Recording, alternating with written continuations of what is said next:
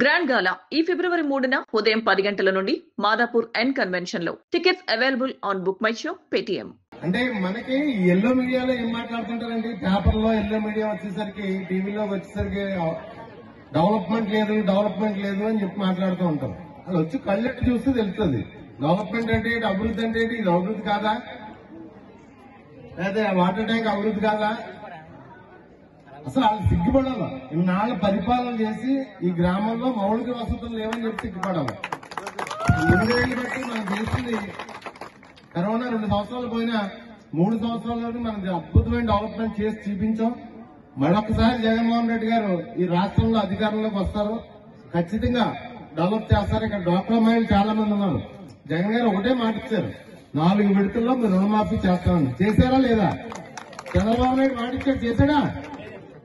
గట్టిగా చెప్పండి. చంద్రబాబు నాయుడు మాటలో నీటి మూటలు అన్నమాట. అతని మాట మీద నిలబడ్డాడు. అన్ని అసత్యాలు అబద్దాలు ఆడుతూ ఉంటాడు అతను.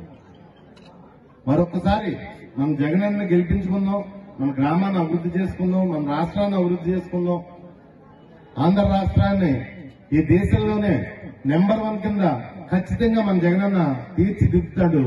ఆ నమ్మకం నాకుంది, మీకు కూడా ఉంటే ఉంటుంది ఆ నమ్మకం జగనన్న మీద.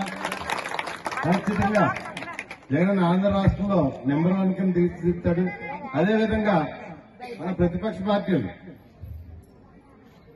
మన వ్యవహారంలో మాట్లాడుతూ ఏదో పుస్తకంలో రాసుకుంటున్నాం, మీ పేర్లు వస్తే మేము అంత చూస్తాం, ఇలా మాట్లాడుతున్నాం. ఏదో అదే పుస్తకంలో రాసుకుంటున్నాం, మీ పేర్లు వస్తే వాళ్ళని చూస్తాం, వస్తే ఏళ్ళని చూస్తాం. మీరేం కంగారు పడకండి, మీరు రావు. మీరు అంత చూడాలంటే మీరు రావాలి. నేను అంత చూడాలంటే నేను రావాల్సిన లేదు. మీకు గుర్తుండే ఉంటది, ఇల్లు వాకిలే వదిలేసి 4 రోజులు నేను ప్రతిపక్ష ఎమ్మెల్యేగా ఉండగా ఊరు వదిలేసి పారిపోయారు. వెంగిళ్ళు, కట్టు, బట్ట, భార్య, పిల్లల్ని తీసుకుని ఏ వినాయకం పారిపోయి 4 రోజులు దాక్కున్నారు. నాకైతే అధికారం అవసరం లేదు, నేను కళ్ళు ఎరచేస్తే చాలు మీ గురించి. నాయకుడన్నా, ఏ రాజకీయ నాయకుడన్నా మేము వస్తే ఈ మంచి చేస్తాం, మేము వస్తే ఆ మంచి చేస్తాం, పేదవాళ్ళకి ఇచ్చేస్తాం, అచ్చేస్తాం అని మాట్లాడాలి. అందుకని మీ అంతు చూస్తాం, ఈ పుస్తకం మీ పేర్లు నా డైరీలో రాసుకున్నాను. ఎందుకు ఆ పెద్దలు తీసుకోవడానికి వీడికి అధికారం? సన్నాసులకి ఎంత ప్రశాంతంగా ఉన్నా ఏ గ్రామం ఉన్నా సరే, వైఎస్ఆర్ కాంగ్రెస్ పార్టీ అధికారం వచ్చిన తర్వాత తుల్లో ఏ గ్రామంలోనూ కేసులు లేవు, ఇబ్బందులు లేవు.